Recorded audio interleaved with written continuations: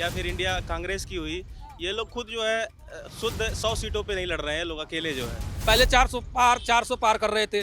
अभी हमारे भाई साहब आ गए 300 पे। तो जिनकी अपनी अब जमानत की गारंटी नहीं है, वो पूरे देश की जो गारंटी ले रहे हैं, वो कहाँ तक सार्थक हो पाएगी। केजरीवाल जी हैं झूठ की किताब। अब उनको चाहिए उपराज्यपाल को इनको कर दे, बर्खास्त कर दे। दिल्ली में कोई चेंज नहीं दिखाई दे रही। दिल्ली में चाहिए डबल इंजन की सरकार।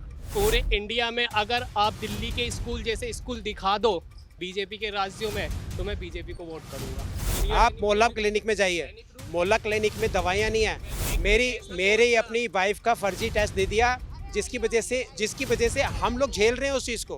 इंडिया गठबंधन की सरकार आ जाती है ना, तो आधी से ज्यादा बीजेपी आपको जेल में दिखाई देगी और सभी घोटालेबाज दिखाई देंगे। इंदिरा गांधी ने जब आपातकाल लगाया था, तब थी तानाशाही। खालिस्तानी लोगों से चंदा मिलने का भी अभी प्रमाण जांच चल रही है जो है। अभी मिलता है तो उनको फिर से जेल जाना पड़ेगा।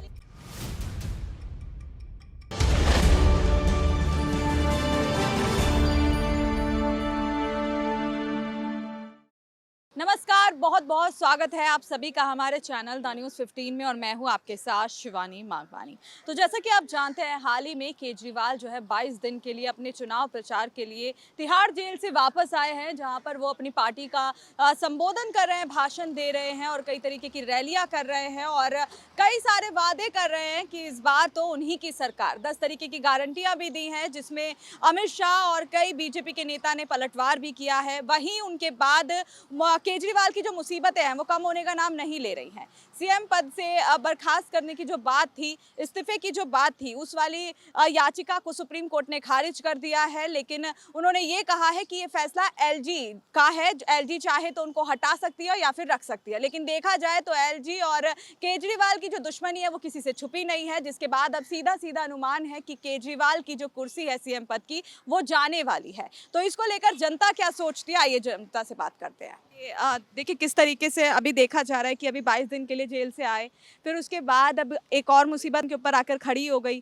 क्या नाम है, जो उनकी याचिका थी सीएम पद वाली, उन्होंने सुप्रीम कोर्ट ने खारिज कर दिया कि हमारा कोई लेना देना नहीं है। लेकिन एलजी अगर इस पे कोई फैसला लेना चाहे तो वो ले सकते हैं। लेकिन एलजी और उनकी जो दुश्मनी है वो कट्टर है, आप भी जानते होंगे। हाँ, तो कहा जा रहा है कि अब तो एलजी उनको हटा ही देंगे। तो क्या इस पर आपका क्या कहना है? नहीं, देखिए, अब एलजी साहब तो सोच रहे हैं शुरू से, जब से उनको जेल हुआ है तब से वो सोच रहे हैं कि उनको इस्तीफा दिलवा दें। कई बार ऐसी बात आई कि केजरीवाल इस्तीफा दे दें, लेकिन इस्तीफा देने वाला कोई बात है नहीं। कानून में कोई है ही नहीं कि इस्तीफा दे देगा आदमी। ऐसे तो इस्तीफा अगर एक आदमी दे दे तो किसी को बंद करके रख दीजिए। जेल में बैठकर तो नहीं वो अपनी सरकार चला सकते? नहीं, जहाँ तक चलेगा तहाँ तक तो चलेगा। अच्छा। अभी तो चुनाव तक, रिजल्ट आने तक तो वैसे ही चलेगा। उसके बाद अगर होगा तो देखा जाएगा। हाँ, बाकी जैसे सरकार चल रही है हमारी बढ़िया है। अमित शाह ने भी पलटवार किया, जाए कह रहे हैं कि भाई पूरे देश में जो है आम आदमी पार्टी आने वाली है। लेकिन देखा जाए तो उनके पास सिर्फ 22 सीटें हैं, जिस पर अमित शाह ने भी पलटवार किया। तो कि वो 22 सीटों पे देश भर की गारंटी कैसे कर रहे हैं? नहीं, देश भर की ग्राम वो गठबंधन में है ना। हमारा गठबंधन जो है तो उसके लिए तो मतलब हम साथ में हैं। सारे सीटों पर चुनाव लड़ रहे हैं गठबंधन में, तो हम सारे सीटों की बात करेंगे। बाकी केजरीवाल जी जो गारंटी पहले भी दिए हैं मुख्यमंत्री नहीं बनने के पहले, तब गारंटी तो पूरी हुई ना। बिजली मुफ्त, पानी मुफ्त, लेडीजों के लिए यात्रा मुफ्त, ये तो पूरा हुआ है। मोदी की तरह जुमलाबाज थोड़ी है कि बोल दे या होना नहीं है। इनको तो जुमला फेंकना है। अमित शाह क्या कहेंगे? जनता तो ये भी कह रही है कि भाई हम कैसे भूल जाए, हमें मोदी ने राशन प्रोवाइड करवाया, बहुत सारी चीजें, हम उनका खा के कैसे नमक हलाली कर दें? अब ये तो गलत बात है। मोदी जी आए हैं, 10 साल हुआ इनको आए हुए, तभी से राशन मिल रहा है। राशन तो बहुत पहले से मिल रहा है। किनको राशन नहीं मिल रहा है? आज थोड़ी राशन मिल रहा है, इन्होंने लिया है राशन। 5 किलो राशन ये बहुत पहले से मिल रहा है। ठीक है, इसमें इनका मोदी जी का कोई वो नहीं है। इनका जो भी कहना है कहे, लेकिन जनता सब जानती है इनको कुछ होने वाला नहीं है। इस बार तो 150 सीट भी मिल जाए इनको ना। 400 पार कर रहे हैं ना, 150 सीट पे भी मुश्किल है। 150 पार भी नहीं हो रहा है, ऐसा इन्होंने बोला। इस पर आपका क्या कहना है? देखिए 4 जून कोई दूर नहीं है। 150 पार तो शायद ये इंडिया गठबंधन नहीं होगा जो है 150 पार, क्योंकि केजरीवाल की पार्टी हुई या फिर इंडिया कांग्रेस की हुई, ये लोग खुद जो है शुद्ध 100 सीटों पे नहीं लड़ रहे हैं, ये लोग अकेले जो है। हाँ, अकेले ही नहीं लड़ रहे हैं। ये सब जो है 400 पार जो बीजेपी ने बोला है, तो 400 पार तो नहीं, लेकिन इनका पूर्ण बहुमत आएगा जो है वो 300 सवा 300 सीटें जो है इनका एनडीए गठबंधन का पूर्ण तरीके से आएगा। इन्होंने जो वादे किए थे अपने मैक्सिमम वादे पूरे किए हैं। ऐसा नहीं है, सब कुछ तो नहीं किया, लेकिन 90% वादे इन्होंने पूरे किए हैं अपने जो है। तो जनता जो है थोड़ी सी नाराजगी है, लेकिन उसकी फिर भी जो है कोई विकल्प नहीं है देश में, मोदी के अलावा कोई आप विकल्प बहुत मुस्कुरा रहे हैं, मैं आपसे दोबारा जवाब करूंगी। अब आप यही देख लीजिए, अभी 2 दिन पहले 400 पार कर रहे थे, अब 300 पे आ गए। अब 7वें चरण जाते जाते 200 के नीचे आ जाएंगे। 150 से 160-70 यही सीट इनको मिल रहा है। पहले 400 पार कर रहे थे, अभी हमारे भाई साहब आ गए 300 पे। चलिए, इसका जवाब मैं जवाब उनसे ले लूंगी। लीजिए। देखिए, अभी क्या लग रहा है, कंफ्यूजन आ गया है क्या थोड़ा माइंड में? अभी चौथा चरण आज हो गया है और सर जैसे डगमगा गए हैं अपनी बातों से, तो क्या इसको हम कंफ्यूजन कहें, क्या डर कहें? नहीं, इन सर का तो यही कहना है कि शुरू से कि 320 330 सीटें मिनिमम आ रही है, ठीक है। बट जैसे कि हवा है 400 प्लस की सीट, तो मेरा तो ये मानना है साफ सीधा सीधा कि 428 सीटें आएंगी आएंगी। और रहा इंडी गठबंधन, तो उसको 150 सीटें भी आ जाएं तो ये बहुत बहुत बड़ा अचीवमेंट होगा उनके लिए। फिर ये कैसे इतने पूरे देश को चलाने की बात कर रहे हैं? 10 गारंटियां जो दी हैं अभी केजरीवाल ने, वो काफी चर्चाओं में है, पूरे देश की वो बात कर रहे हैं, तो कैसे 22 सीटों पे वो देश की बात कर रहे हैं? क्या कहेंगे? मैं ये कहना चाहूँगा, जिसकी अपनी खुद की गारंटी नहीं है कि वो जेल से पूरी जमानत के साथ वापस बाहर आएगा या नहीं आएगा, 2 तारीख को जैसे कि सबको पता है कि वापस उनको तिहाड़ वापस जाना होगा, तो जिनकी अपनी अब जमानत की गारंटी नहीं है, वो पूरे देश की जो गारंटी ले रहे हैं वो कहाँ तक सार्थक हो पाएगी। अच्छा हाँ, जी, आप कुछ कहेंगे? केजरीवाल जी हैं झूठ की किताब। अब उनको चाहिए उपराज्यपाल को इनको कर दे, बर्खास्त कर दे। ऐसा ढोंगी आदमी मैंने कहीं आज तक नहीं देखा। ये हर मोर्चे पे विफल है ये सरकार। ना दिल्ली में कोई चेंज नहीं दिखाई दे रही, दिल्ली में चाहिए डबल इंजन की सरकार। आप कभी दिल्ली के गवर्नमेंट हॉस्पिटल में गए हो, जो स्कूल में गए हो? पूरे इंडिया में अगर आप दिल्ली के स्कूल जैसे स्कूल दिखा दो बीजेपी के राज्यों में, तो मैं बीजेपी को वोट करूंगा। ये चैलेंज है आपको। हॉस्पिटल दिखा दो, पूरे इंडिया से लोग दिल्ली में आते हैं अपना इलाज कराने, सब आ रहे हैं, ठीक है। केंद्र के अस्पताल है, वहाँ आ रहे हैं, मैंने देखा है। जो उधर राम मनोहर लोहिया एम्स में सारा राम मनोहर लोहिया में ना, सुनो राम मनोहर लोहिया में ना सारी दवाई बाहर से आती हैं, सबके लिए पैसे देने पड़ते हैं, वहाँ पे इलाज ढंग से नहीं होता। सिर्फ केजरीवाल के किसी भी हॉस्पिटल में चलाओ, सब कुछ फ्री मिलेगा और वर्ल्ड क्लास फैसिलिटी मिलेगी, ओके।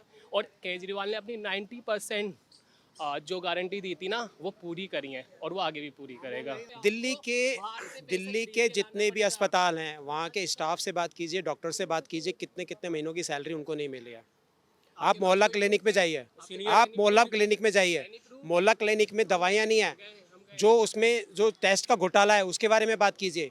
फर्जी टेस्ट होते हैं। मेरी अपनी वाइफ का फर्जी टेस्ट दे दिया, जिसकी वजह से हम लोग झेल रहे हैं उस चीज़ को, हम झेल रहे हैं। स्कूलों की बात कर रहे हो, स्कूलों में अभी पीछे वो जो फूड पॉइजनिंग हुई थी जिसमें 6-7 बच्चे मर गए थे, पूरा हाहाकार मच गया था, वो किसका? ऐसा कौन सा नेता है जो करप्ट नहीं है?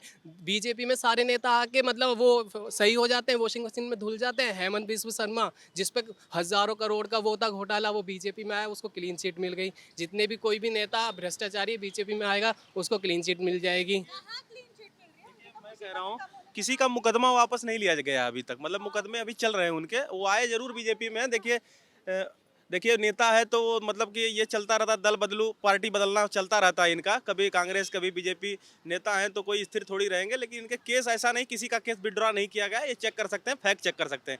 किसी का केस विड्रॉ नहीं किया, सबका केस चल रहा है जो है इस मामले में। और अभी देखिए इनका जो उत्पाद नीति में मनी लॉन्ड्रिंग का जो इनका केस आया है, अभी शराब घोटाले में फंसे थे, फिर मनी लॉन्ड्रिंग में इनका दूसरा केस आया है। अब ये तो निर्णय उपराज्यपाल करें, सुप्रीम कोर्ट ने कह दिया है कि उपराज्यपाल निर्धारित करेंगे केजरीवाल को बर्खास्त किया जाए या नहीं।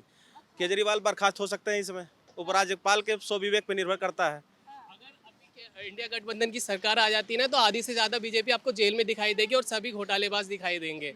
जिसकी सरकार उसका डंडा, ठीक है। नहीं, देखिए केजरीवाल तो जेल तो जा ही चुके हैं जो है। बाकी राहुल गांधी बेल पे घूम रहे हैं, सोनिया गांधी बेल पे घूम रही हैं, ये लोग सब पैरोल या बेल पे हर कोई घूम ही रहा है, तो जेल के चक्कर ये तो काट ही चुके हैं।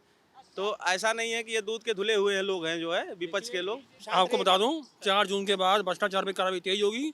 पीएम ने सोच लिया है 100 दिन में क्या करना है, और हमारा भारत अब तीसरी शक्ति बनेगा और विश्व गुरु बनेगा। आने वाली 21वीं सदी भारत की सदी होगी।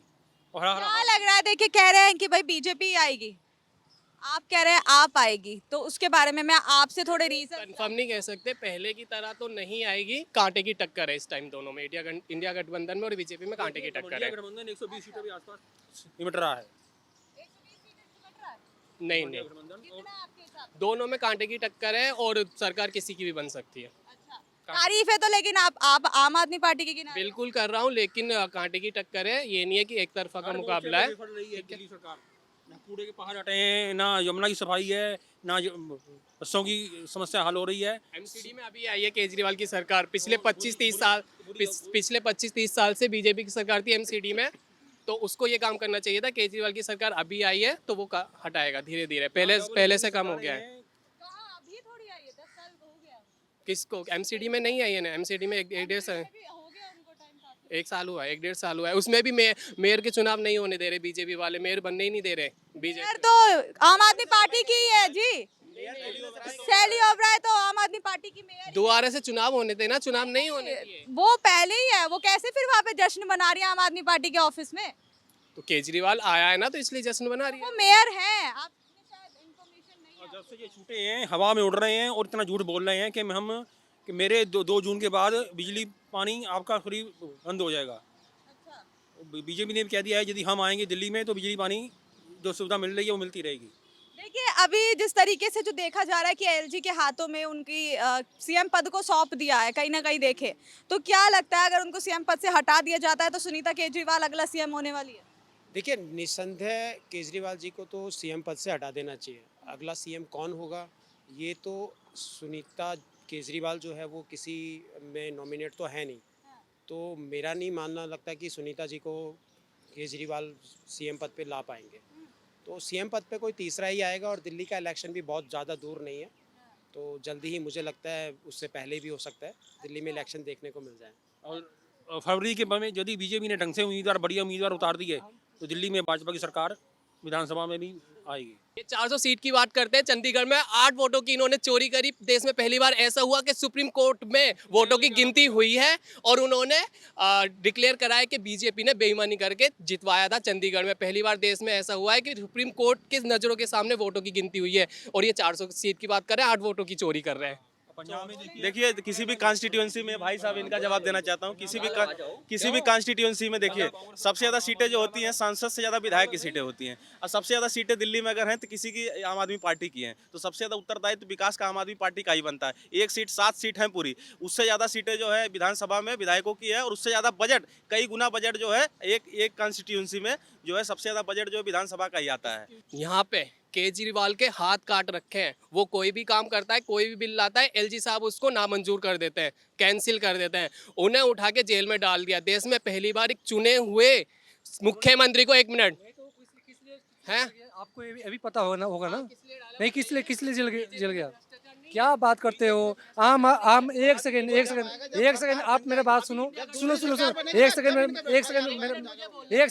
आप जेल की बात की हो ना, जेल की बात बता रहा हूँ। आम आदमी पार्टी की बात कर रहे हो ना। अन्ना हजारे अनशन पे बैठा हुआ इंसान, वो एक सेकंड बात करो, एक सेकंड। उस आंदोलन में मैं भी था, मैं यही जंतर मंतर पे मैं खड़ा था। अन्ना हजारे, मनीष सिसोदिया, ये सब अन्ना हजारे का पैदाइश है। सुनो, इन्होंने बोला कि मैं देश के लिए आम जनता के लिए लड़ूंगा, मैं आम जनता के लिए लड़ूंगा। और यही नेता करोड़ों के घपला करते हैं। अपने महल जैसा घर बनाते हैं, अपने करोड़ों का घोटाला करते हैं, अपने रिश्तेदारों को खुद इन्होंने अपना हर तरह का सिक्योरिटी गार्ड लिया, गाड़ी लिया, बंगला लिया। अब बोलते हैं मैं कुछ नहीं लूंगा। ऐसे सीएम को तो घुट चुल्लू पर पानी में डूब मरना चाहिए। अन्ना जी की सर जी बता रहे हैं, सुनिए मेरी बात।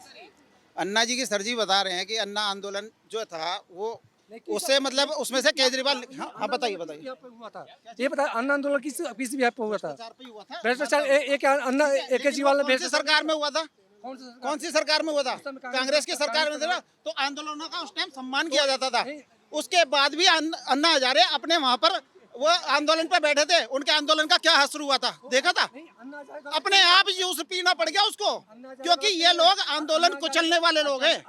पीछे साइड करके इन्होंने निकल गया। एक मनीष सिसोदिया, संजय सिंह, अन्ना हजारे, ये किसी भी नेता का नहीं है। जिसको मतलब कोई रामलीला मैदान में जो कांग्रेस के खिलाफ जो भ्रष्टाचार आंदोलन शुरू किया गया था 2G घोटाले के लिए, उसमें देखिए प्रशांत भूषण जी साथ में थे, कुमार विश्वास जी साथ में थे, लेकिन इन केजरीवाल ने उन लोगों के साथ भी दगाबाजी किया, उन लोगों को भी धोखा दिया।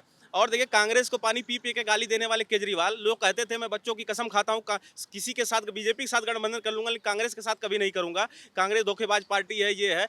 आज ये बताइए वो सारी कस्में वादे सब झूठे हो गए, आज इनको तानाशाही दिखने लगी। आप ये बताइए राजनाथ सिंह की मैं आपको बात बताता हूँ, जब इमरजेंसी थी सन 1975 में, उस टाइम पे राजनाथ सिंह जी की माता जी जो है बहुत बीमार थी, उस टाइम पे उनको जो है जमानत नहीं मिली थी। आप सोचिए केजरीवाल को छोटे से इसमें भ्रष्टाचार के केस में प्रचार प्रसार करने के लिए कोई जमानत मिल गई जो है। तो बताइए तानाशाही कांग्रेस के समय में थी, आज बीजेपी के समय में तानाशाही होती तो केजरीवाल को कभी जमानत नहीं मिलती, कभी जमानत। अगर इंडिया गठबंधन की सरकार आती है ना, तो देश का सबसे बड़ा भ्रष्टाचार का मुद्दा पता है क्या है? Electoral bond. सबसे बड़ा तानाशाही, सुनिए तानाशाही का जवाब दे दीजिए पहले। अभी तानाशाही है, फिर उसके बाद इलेक्टोरल बॉन्ड पे बात करें। आप रूस एक डेमोक्रेटिक देश है, उसी तरीके से जैसे रूस में पुतिन के अलावा किसी की सरकार नहीं आ सकती ना, अगर इस बार बीजेपी की सरकार आ गई तो आगे ऐसा ही होगा। सिर्फ नाम का डेमोक्रेटिक देश रह जाएगा, बाकी ये रूस की तरह हो जाएगा। जैसे रूस में पुतिन के सामने कोई भी खड़ा होता है ना, उस किसी को गोली मार दी जाती है, किसी को कुछ कर दिया जाता है हमेशा। एक मिनट हमेशा रूस में जैसे पुतिन की सरकार आती है ना, ऐसे ही फिर यहाँ पे हो जाएगा। आप देखिए जितने भी विपक्ष के नेता हैं, हर किसी के घर ईडी के छापे पड़ रहे हैं, सीबीआई के छापे पड़ रहे हैं, किसी एक सिटिंग मुख्यमंत्री को आप जेल में डाल दे रहे हो। झारखंड के मुख्यमंत्री को आपने जेल में डाल दिया कि सारे भ्रष्टाचारी क्या विपक्ष में? बीजेपी में कोई नहीं है, बीजेपी में तो सबसे ज्यादा भ्रष्टाचारी हैं। बताइए। देखिए पहले तो इनकी बात का करेक्शन करूंगा कि रूस में लोकतंत्र नहीं है, डेमोक्रेसी रूस में नहीं है। रूस में जो है अभी गूगल पे पता लग जाएगा, डेमोक्रेसी है नहीं है।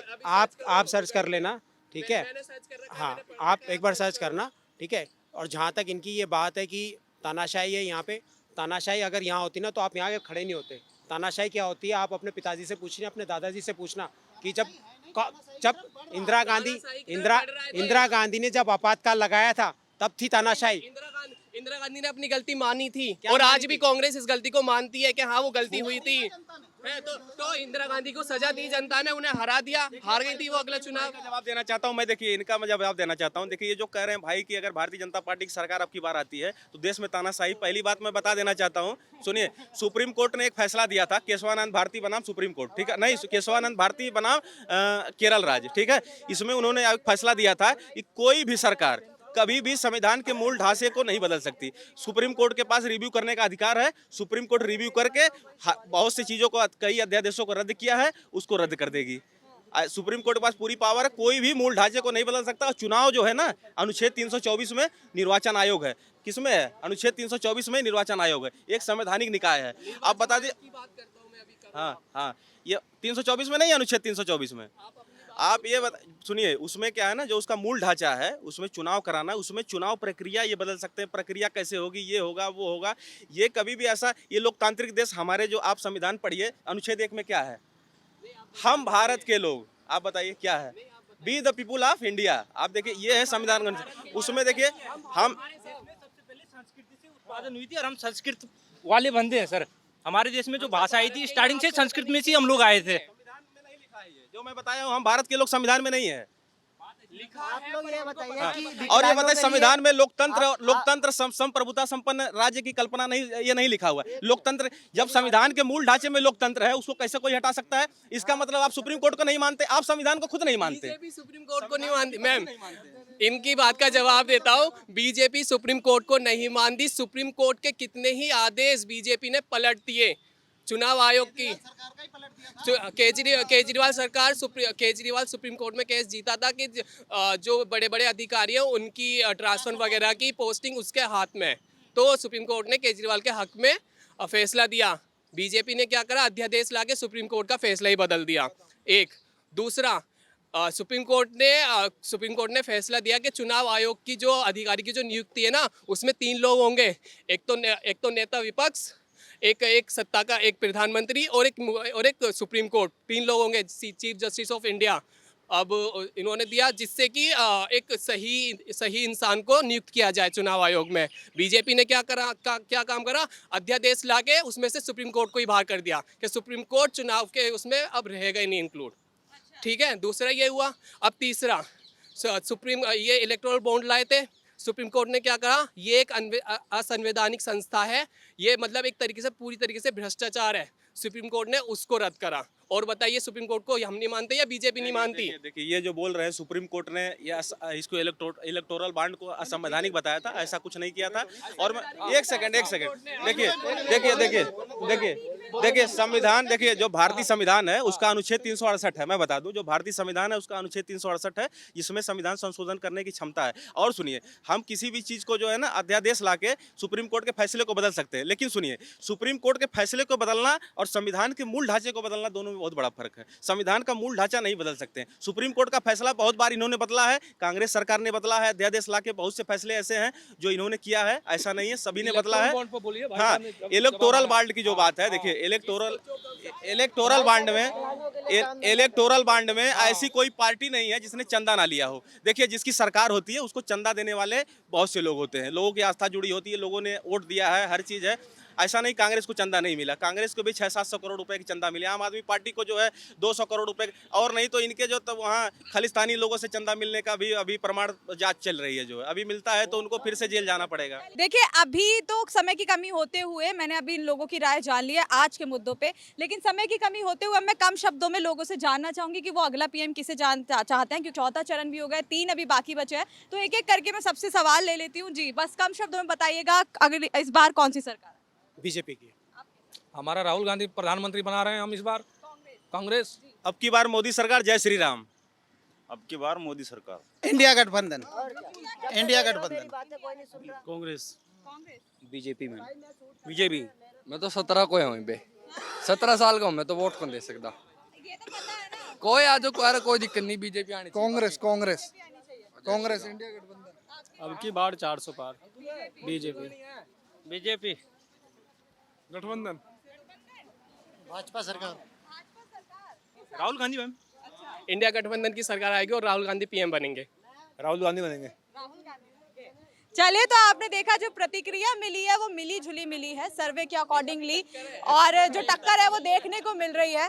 और जो चुनाव है वो बहुत दिलचस्प होने वाला है, क्योंकि चौथा चरण आज हो गया है, 3 अभी बाकी है। तो अब देखना होगा कि कौन जो है इस बार बाजी मारता है, क्या बीजेपी दोबारा आएगी या फिर जो इंडिया गठबंधन अपनी ओर से बड़े बड़े वादे कर रहा है, दावे कर रहा है और लोग बोल रहे हैं कड़ी टक्कर है। तो क्या गठबंधन आएगा या बीजेपी? जानने के लिए बने रहे द न्यूज़ 15 के साथ शिवानी मांगवानी, कैमरामैन गौरव के साथ।